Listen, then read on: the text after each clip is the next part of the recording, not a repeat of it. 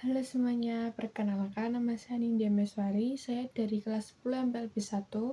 Di sini saya akan mempresentasikan hasil PPT saya yang berjudul Berpikir Komputasional.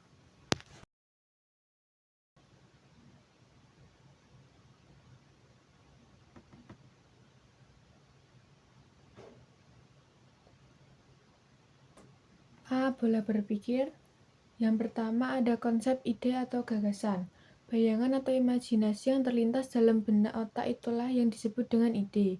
Daya respons berpikir yang melahirkan imajinasi berupa rancangan solusi terhadap masalah yang dihadapi sebagai hasil pemikiran, baik yang bersifat spontan maupun melalui proses pemikiran yang lama, dikenal dengan ide atau gagasan.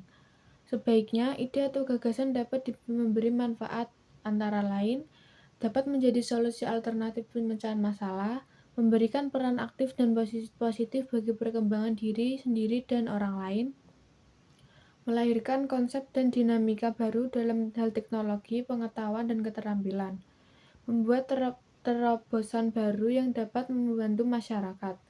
Keberhasilan ide atau gagasan akan diuji setelah dilakukan implementasi. Yang kedua, ada teknik memetakan ide. Kompleksitas permasalahan yang ditemui harus diimbangi dengan visualisasi, penjabaran ide atau gagasan secara detail, jelas dan mudah dibaca. Tahapan untuk mengategorikan, menjabarkan, dan menggambarkan ide dalam sebuah sistem pemetaan dapat mengacu pada beberapa tahapan berikut. Menentukan pokok permasalahan yang akan dijadikan tema dan ide utama. B. Menjelaskan komponen pendukungnya.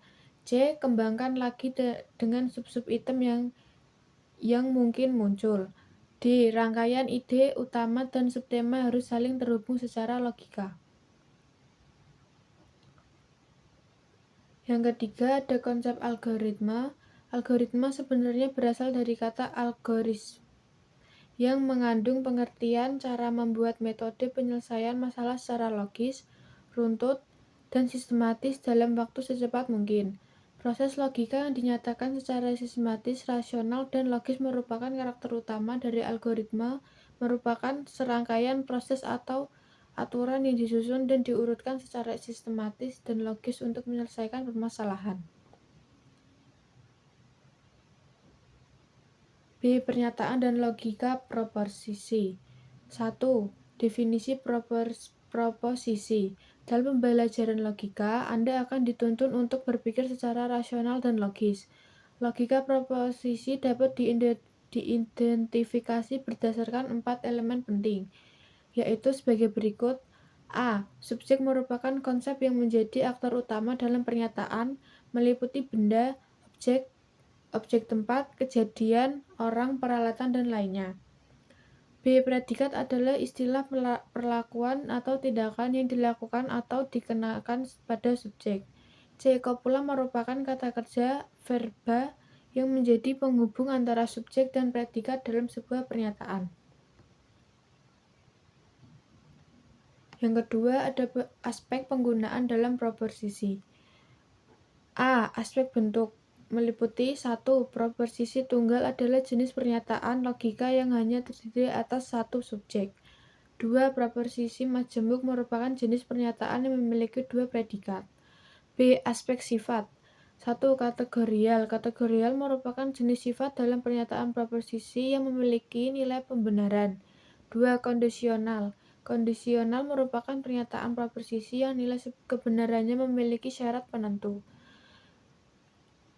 3. Hipotetis. Hipotetis adalah jenis pernyataan proposisi yang dapat dinyatakan kebenarannya jika memenuhi persyaratan tertentu.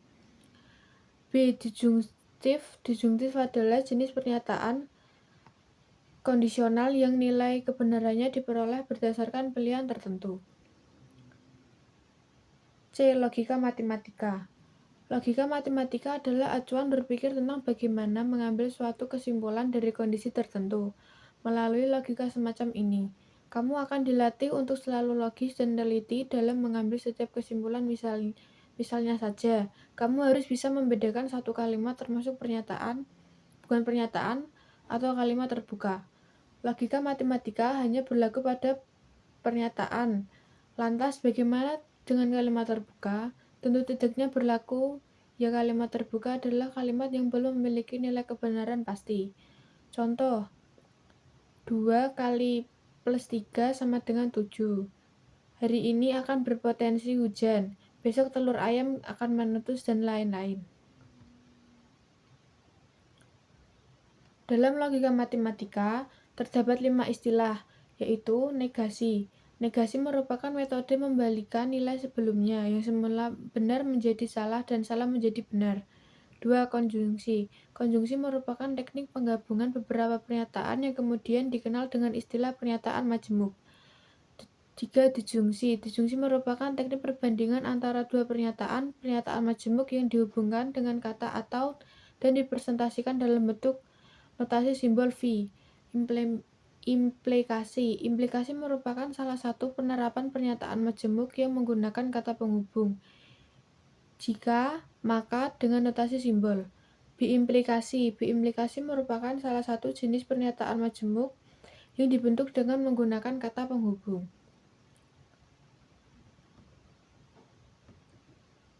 D. Metode penalaran. Penalaran adalah proses menyimulasikan ide tersebut dalam otak untuk dianalisis, ditimbang, dan diuji secara mendalam.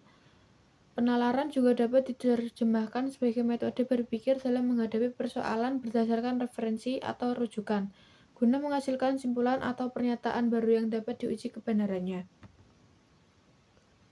Jenis-jenis penalaran. 1. Deduktif.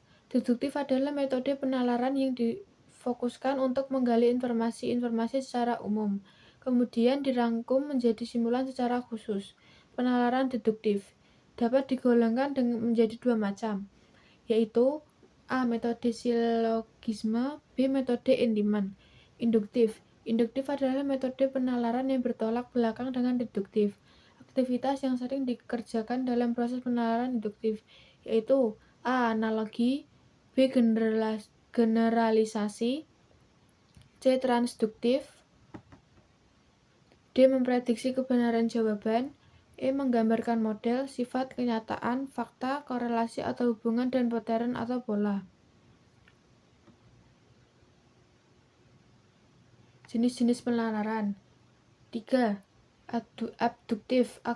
Abduktif adalah metode penalaran yang dilakukan dengan mengambil salah satu opsi argumentasi atau alasan yang dianggap mendekati kebenaran dari beberapa pilihan argumentasi. Ada 4 solusi yang dapat dilakukan untuk menyelesaikan proses pemilihan jenis argumentasi. A. Simplicity atau kesederhanaan, B. Koherensi atau koherensi, C. Predictability atau prediktabilitas, D. Komprehensif atau komprehensi.